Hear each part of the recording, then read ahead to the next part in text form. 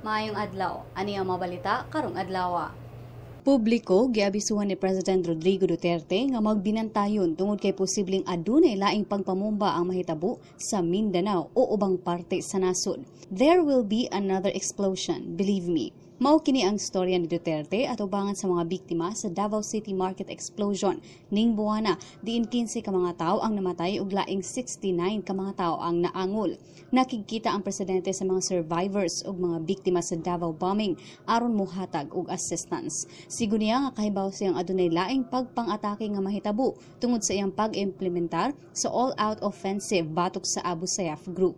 Matud sab ni Duterte nga ang young terrorists nga miyembro sa Islamic State nakahinumdum pa sa nahitabong Budaho Massacre ni adtong 1906. Gipasabot ni Duterte nga ang Budaho incident nagpabilin sa memorya sa mga Muslims. Matud sa presidente nga ang option karon mao ang pagpadayon nga makigaistorya sa tanang fronts hangtod nga makabut ang kalinaw sa Pilipinas. Giangko ni Justice Secretary Vitaliano Aguirre nga ubos sa Witness Protection Program ang igagaw ni Jeffrey Jaguar Diaz nga si Reynaldo Diaz alias Jumbo. Sa taho sa CBA ng DYAB, si Aguirre niingon nga nahadlok si Jumbo sa iyang seguridad human mapatay ang iyang igagaw si Jaguar sa mga pulis sa syudad sa Sugbo didto sa engkwentro sa Las Piñas City ning tuiga. Matud ni Aguirre, nitugan kaniya si Jumbo nga samang grupo sa mga pulis ang nangita kaniya hinungdang nahadlok siya sa ang seguridad ug tungod niini ni-apply siya sa programa sa DOJ. Matud ni Aguirre nga gawas sa narco cops adunay mga ngan sa dagkong mga opisyal nga ginganlan si Jumbo nga magdawatan og parola o drug payola kanila matag duha ka semana.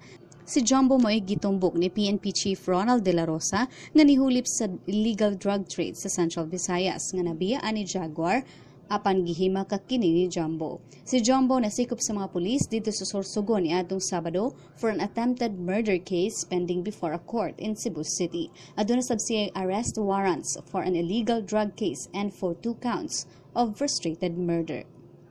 Upat ang naangol sa mga armadong grupo sa engkwentro sa militar niadtong Domingo, September 18. Suma ni 601st Brigade Commander Cirilito Subihana nga samtang nagpatrolya ang mga sundalo sa sitio sa Niag sa Barangay Kauran, Ampatuan. Ilang na engkwentro ang gibanabanang 20 ka mga miyembro sa Bangsamoro Islamic Freedom Fighters nga gipanguluhan ni Commander Bungos. Midungtad og 30 minutes ang engkwentro sa duha ka mga pundok apan miatras ang mga rebelde sa dihang niabot ang dugang puwersa sa 601st Brigade ug 1st Mechanized Brigade. Walay napatay o naangol sa mga sundalo samtang upat ang gikatahong nasamdan sa grupo ni Commander Bungos sa BIFF. Na-recover sa militar ang nagkalain-laing armas o mga improvised grenade launcher. Plano unta nga atakiyon sa BIFF ang posisyon sa mga sundalo ug sakop sa Citizen Armed Forces Geographical Unit apan na-monitor sila sa kasundaluhan.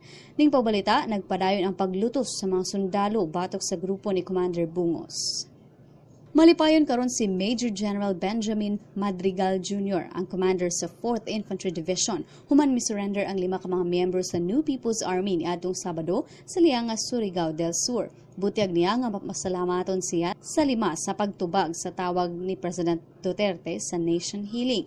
Dugang usab ni Madrigal nga abli silang mudawat sa mga miyembro sa 8 grupo nga ganahan na usab makasinati sa kalinaw pinaagi sa pag-surrender. Laki posab sa gi-surrender mao ang unom ka mga M16 rifles. Ang 5 kawagingan lang surrenderies hatagan og suporta pinaagi sa Comprehensive Local Integration Program sa gobyerno. Bunog nang nagpatabang ang usa ka babay sa Police Station 2 sa Kamaman-an, Cagayan de Oro pag niaging adlaw. Matod sa report nga ang biktima gitabangan og kulata sa 3 ka mga tawo human kini naningil sa utang sa usa nila ka kauban. Posibleng gikasuko sa gipaninglang suspect ang pagpaningil sa biktima hinungdan sa kagubot diin gitabangan kini og kulata. Ang biktima giingong gituok, gibira-bira ang buhok ug gisumbag sa naong og ulo hinungdan sa mga bunog nga naangko niini. Ning pagbalita giduso na sa Barangay Lupon ang insidente aron nga mahusay ang maong gubot.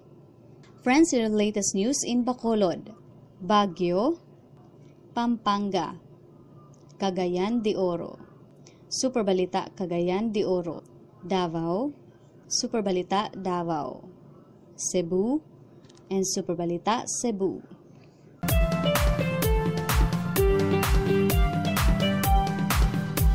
Sa atong showbiz chika, nitugan si Star for All Seasons og Lipa City Representative Vilma Santos Recto nga ana gihapon sa live communication ni Angel Lexine, ang ex sa iyang anak nga si Luis Manzano.